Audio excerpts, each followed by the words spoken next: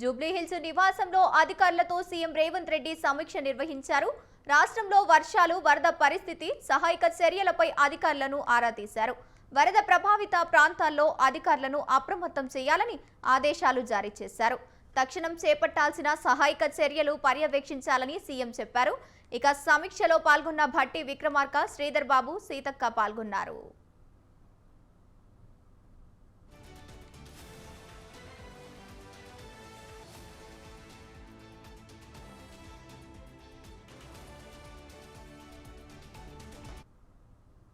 జూబ్లీహిల్స్ నివాసం అధికారులతో సీఎం రేవంత్ రెడ్డి సమీక్ష నిర్వహించారు. రైట్గా ఇదే అంశానికి సంబంధించి మరింత సమాచారాన్ని మా కరెస్పాండెంట్ విశాల్ ఫోన్ ఇన్ ద్వారా అందిస్తారు. విశాల్, చెప్పండి. రైట్, కొద్దిసేపు అందింది. ఈరోజు ఉదయం సీఎం తన నివాసంలో అధికారులతోటి సమీక్షలు నిర్వహించారు. దీంట్లో ఈ సమీక్షలో మంత్రులు కూడా పాల్గొన్నారు.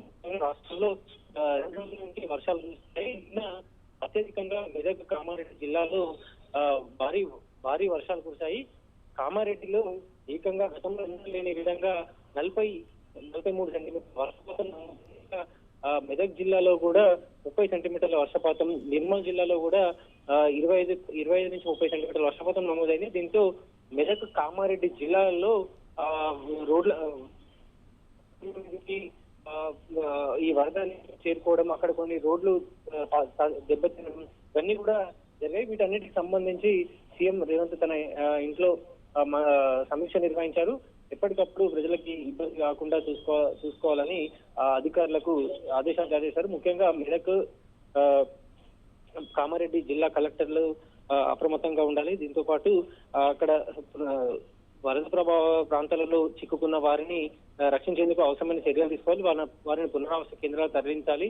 అదేవిధంగా పంట నష్టం వీటన్ని ఎంత మేర జరిగింది వీటికి సంబంధించి కూడా వివరాలు సేకరించాలి అని కూడా సీఎం అధికారులకు ఆదేశాలు జారీ చేశారు. ఇంకా ముఖ్యంగా ఈరోజు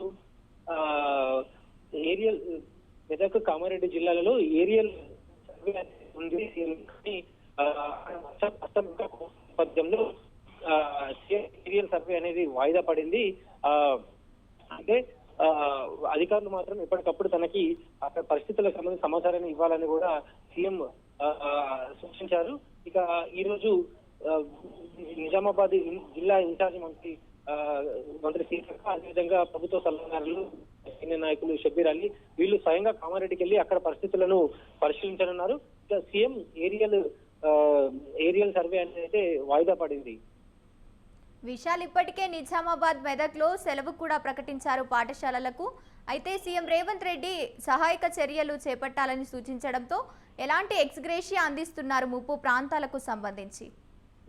రైట్, ఎప్పుడైనా రాష్ట్రంలో భారీ నుంచి అత్యంత భారీ వర్షాలు పడ్డప్పుడు అక్కడ పంట నష్టము, అదేవిధంగా ఒకవేళ ప్రాణ నష్టం జరిగినప్పుడు ప్రభుత్వం ఎక్స్గ్రేషియా రూపంలో బాధితులకు సహాయపడుతూ వస్తుంది. ఇంకా ఈ 2 రోజుల పాటు కురిసిన భారీ వర్షాలకి కొంతమంది పశువుల కాపర్లు, కొంతమంది వాళ్ళు కొట్టుకుపో గల్లంతయ్యాగా ఆవులో పడి అన్ని విధాలను అసలు మెదక్, కామారెడ్డి, నిర్మల్, నిజామాబాద్ ఈ జిల్లాలకు సంబంధించిన ఎక్కడైతే వరద ప్రభావంలో కొట్టుకొని పోవడము, ఒకవేళ పశువులు ఏమైనా కొట్టుకుపోయినా వీటన్ని వివరాలు సేకరించి కలెక్టర్లు వాళ్ళకి ఎంత మేర నష్టపరిహారం వీటన్నిటికి సంబంధించి కూడా సీఎం ఆరా తీశారు.